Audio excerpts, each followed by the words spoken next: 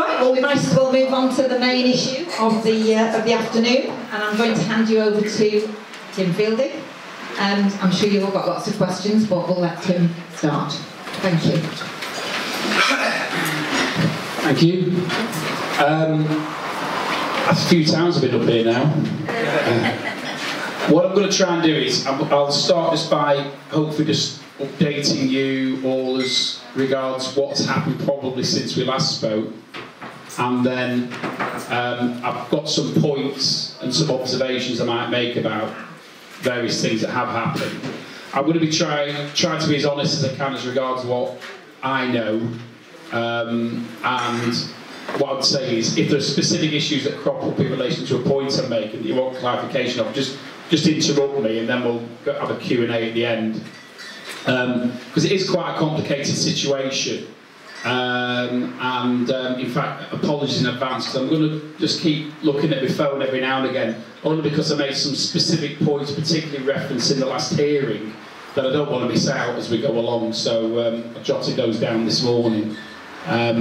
So, not unusually, we didn't have many people there at the last hearing. The last hearing was on the 21st of June, but kudos to Ray over here, wherever he is, because Ray went down there and obviously, as most people know, Robbie hasn't been very well, and where normally would have had Robbie scribing, he wasn't able to do it, and Ray took his time out to travel down there overnight and report, and he did a great job. Obviously, he then sends it to me, and I sort of give it a once over, and I didn't have to change much at all, so that's great stuff, Ray.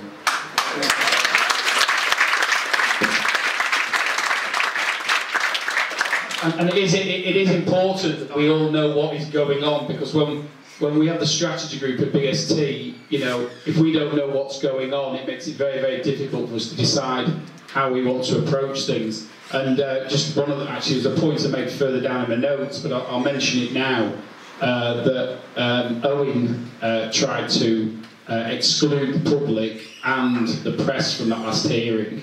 And it was interesting to me that Clifford Chance were already prepared for him saying that and resisted it, and amongst other things made the point that people like Ray had travelled down and they actually had like a document prepared that would have allowed the hearing to go ahead, notwithstanding the fact that the public were there, because the argument was there was sensitive information, commercially sensitive information going to be discussed, and they'd forethought that, hadn't they, Ray, and were well prepared to deal with the argument. And Marcus Smith also seems to be very conscious of the fact that we back here are all interested in what's going on. So it's just an interesting observation that it's, as much as it means to us, we've got people out there who aren't Blackpool fans, including the judge, it would appear, who are very, very sympathetic to the fact that we want to know what's going on. So it's a point worth noting.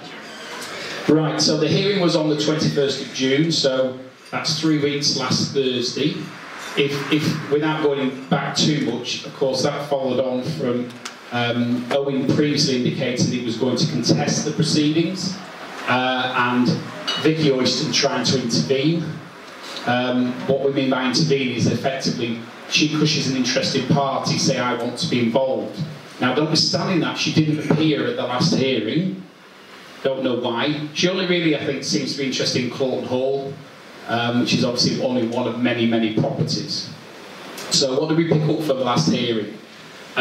First thing is, Owen filed his evidence very, very late. It would appear the day before the hearing. Now, some people might think that's a good tactic. No doubt Owen thought it was a good tactic and might persuade the judge to adjourn the hearing, which is primarily what he wanted to see happen anyway. But that seems to have gone down like the proverbial lead balloon. The judge had to spend the whole of the night before the hearing reading what he'd submitted. Not a great start when you're trying to make applications before a judge, that you've made him sit up to the twilight hours reading stuff that you've thrown at him at the 11th hour. And I think what Ray picked up was that the judge was clearly quite irked by having to have done that. And I think I get the impression that he's very much at the end of his tether with Mr. Oyston and his legal team and their approach to things. So, bearing that in mind, there was a reference, it would have seen within Owen's evidence, the fact that there was a deal expected to go through by the 29th of June. We're now on the 14th of July, and I don't think there's any suggestion it's happened yet.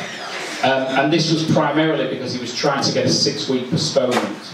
What the judge did, and I think this is reflective of the fact that he was a little bit with him anyway, was that he gave him an extra 7 days on that to the 5th of July, and then recorded that he was going to take this as a definite assurance by Owen that that deal will have gone through by no later than the 5th of July.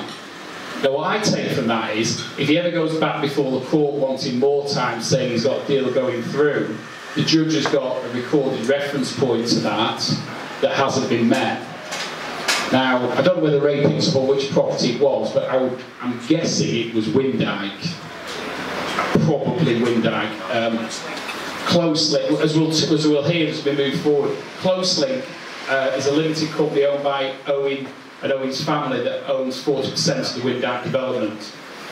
It's probably the easiest asset to be sold. Quite simply because there's other owners. Trevor Hemmings owns 40% as well, as I understand it, or most certainly could be owned by him. And our general understanding is that he and others who are involved in the Windyke development are interested in buying Owen's share, particularly, I suspect, if they can get it at a knockdown price. So, Closelink is one of the 2 companies that's in the first tranche of what's going to be sold. Owen was arguing that we should look to sell the Closelink's interest in Windyke first and put everything else on the back burner. And the judge wasn't having that. He acknowledges it's probably the easiest one to sell, but he's not prepared, probably as well take into account all the shenanigans that have gone on up to date. He wasn't prepared to effectively allow that to be. Owen effectively wanted to go sequentially, he called it, so that there's 7 properties in the first tranche that are going to be sold in 2 shareholders limited companies, and he wanted to say, let's do Closelink and then review it. So the judge said, no, 7, we don't know which 7 properties these are, and there's a little bit of reason behind that, because of course if people interested in these properties know that they're in the first tranche of auctions, immediately it might affect any negotiations going on. They may decide to back off. So at the moment we don't know which 7 they are, and then it's the shareholdings in Closelink, and most importantly for us, what was Suggester. Suggester, of course, being for the benefit of those who aren't familiar, I'm sure most of the people in this room are, is the entity that owns, amongst other things, the football ground, and in turn owns the majority Owen shares in Blackpool Football Club. So the fact that Suggester's in that first tranche is quite important. The judge was very dismissive of the the reference to the notes here. The judge was very dismissive of Owen's attempts to buy time. What he's done though is say the 7 properties can go to auction with the 2 companies. We're going to have to supervise that. And so what that means is when you're dealing with the sale of a shareholding, it's not straightforward as selling a house or a commercial unit, and therefore, particularly I think in relation to Suggester, I can imagine there'd be a lot of complications. You know, Suggester owns the Travel Lodge, Suggester owns Quernmore, Suggester owns the training grounds, Suggester owns the football stadium, and the majority share of Blackpool Football Club. All that brings with it loads of complications, and therefore all the court's really said is, look, you're going to have to get direction from us as to how that would actually be achieved. When we move forward, and obviously I'm going to come to what's happened since in a moment. Another interesting point for me was the way the court dealt with the issue of valuation, because when you're going to put something to auction, there's perhaps a misconception that it just goes and that if somebody bids 10p and there's nobody bidding against them, that's all it'll go for. That isn't what happens. There's reserves imposed. Now, the most curious thing of all the things that Ray noted for me in what happened at that hearing, and I can only speculate as to the reasons why, is that initially Clifford Chance were talking about 50% reserve. Now there'll be two sets of valuations. There'll be Clifford Chance's valuations and there'll be Owen's valuations. And Owen was wanting a 90% reserve. Rather quickly, Clifford Chance seemed to concede that we use Owen's valuations, which Bentley Higgs have done, and the reserves be fixed at 75%. Now, we all know that Owen, in the way that things have moved today, appears to have overvalued things. It was a bit curious to me as to why Clifford Chance would so readily agree that. They didn't put up any fines. I have a view that what they're actually doing is, and it is only a view, that they're going to let this first 7 properties go to auction at probably overvalued prices. And then, bear in mind, we've got 24 to sell. And then when they don't sell, or if the majority don't sell, we'll then come back to the court and say, you can't rely on Oyston valuations, and you can't rely, we can't fix a reserve at 75% again. So what we might find next time is, it's a lot lower for the whole of 24. The judge will then be persuaded that he can't rely on Bentley Higgs and he shouldn't fix it as anything like 75%. I'm only speculating on that, but I think there's a tactic there. To me, it just seemed a little bit too generous, shall I say, because even the judge said if he'd been pushed on it, he'd have gone 60. Now, Clifford Chance don't do anything without a reason, and I think they did concede that too quick, a little bit too quickly, didn't they? So that's just a thought. People will say, well, should you be playing games? Should you be doing things like that? But when you're involved in litigation, you've got short-term, medium-term and long-term strategies. And if you know you've got 24 properties to sell, and you don't want to be messing around with those over more than 3 to 6 months, then approaching it that way to get the what you want for the whole of the 24 might be something that they've thought about. I also think, and this might be linked into what we're going to go on to discuss, that Valeri doesn't really actually want to sell these properties. What he wants to do is to force Owen into a position where he will deal on terms that the Latvians are prepared to deal at. You know, this is leverage, and if we get to the point where the leverage is strong enough that Owen knows that he's actually going to lose a lot, and these things aren't going to be sold for very much, then it creates a better bargaining position for them to actually get to the end game, what they actually want. So there is a strategy behind all this, which is playing out, and we're left to pick up the little. Nobody's clearly going to tell me or anybody else what the overall strategy is. We're left to pick out the bits. So that particular point seemed to resonate with me because it was completely against the grain of what you would normally expect, and that suggests there's another agenda behind it. So, just a couple of other observations before I move on to what's happened since the hearing.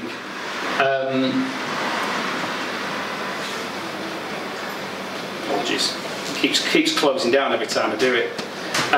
Yeah, there was a discussion about Valeri's right to bid on the suggested shares, and what the judge made clear was, which is what I'd expect really, is that he's allowed to do that as long as it's like an arm's length bid, that he's effective, that other people can bid against him. It featured, and then you know, there's a lot. You hear from Owen. I've sat with Owen, and he said Valeri just isn't interested. And you know, you still hear that from people in the pub, don't you? Owen, Valeri just wants his money.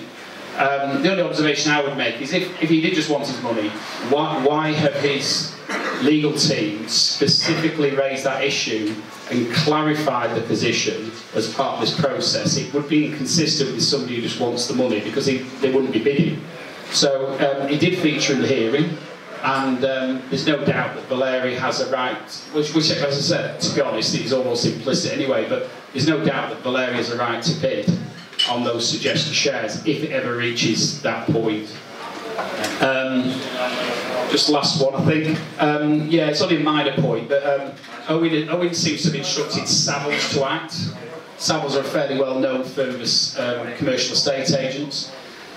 He didn't seem to impress the judge too much, however, by the fact that he only seems to have instructed them on the 18th of June, which was about 3 days before the hearing. So, but they seem to be instructed. Clearly, the orders for sale were then made, and Valeri wouldn't necessarily go with them. He would appoint his own people. I don't honestly know who they are.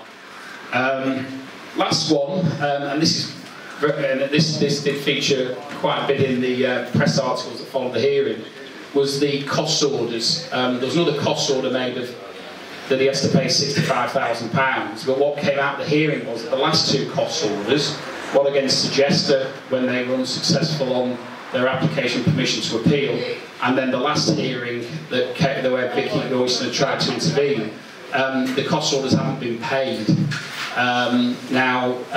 Again, when you're making applications before a court all the time to defend and to obstruct and to be difficult, and you face orders for costs, if you then don't pay those costs, there can be some quite significant implications. The unusual bit here is that, for instance, if the match hadn't come up for trial, the court could order that your defence be struck out, or that your claim be struck out if you don't pay these costs. Of course, we've already got the decision, so the judge can't do that. That's not actually going to have any effect. So he seems to be persuaded to attach a penal notice to it. And what that means is, in layman's terms, is that if Owen doesn't pay this next order for costs, there is a risk, and I only say it's a risk, that he could find himself facing contempt charges and being imprisoned. Yeah, and it is quite unusual. I'm very surprised to see that type of order made, and whether it would realistically ever happen, I don't know. But again, it might give Valeri leverage if he makes the application. Again, the reference was made to the fact that, notwithstanding the fact he hadn't paid these costs, he'd paid his lawyers, he'd paid his accountants, he'd done some maintenance work on his Spanish property, and he'd even laid down some, was it wood chippings at Quernmore at a cost of £2,000, but whilst he's not paying his cost orders.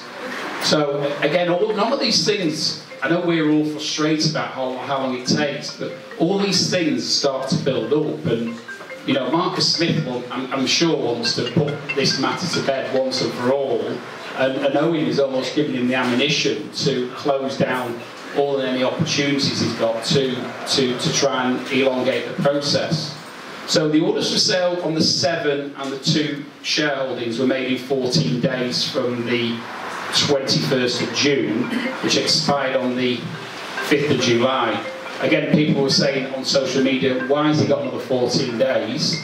He hasn't got another 14 days. That's the standard period that any order takes effect. So if you're ordered to pay something, you're ordered to pay it within 14 days, unless the court orders otherwise. And it's the same thing with an order for sale. The actual order, the cost order actually doesn't expire until next Thursday, because he was actually given 4 weeks to pay that, rather than the usual 2.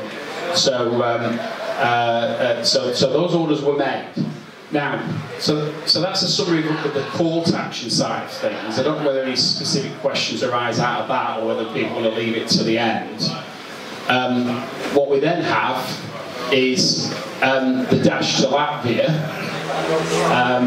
Literally the day before the 14 days was up. I think people who spend all the time on ABFTT like I do, we're faced with a post in the morning that Owen was seen boarding a plane to Frankfurt, which obviously starts you thinking, what's he up to, where's he going? It subsequently transpired that he'd actually gone to Frankfurt on a diversionary flight before going on to Riga, because of course you can fly direct from Manchester to Riga, or from London Luton to Riga.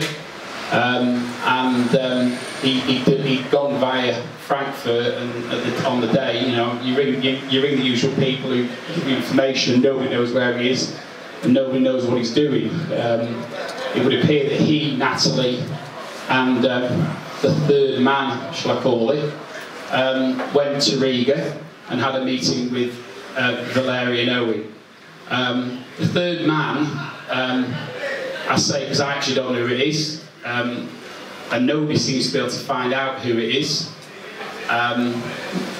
My best guess is that it's a money man, a broker, for some form of loan. It's not one of the existing ones that we've heard of. There's a particular reference to a chap called Matt Longworth, who was originally, you remember when probably 3 or 4 months ago there was this talk of Owen borrowing 25 million to supplement the 5 he's already taken, and I was a bit worried at the time he was going to do it, and in fact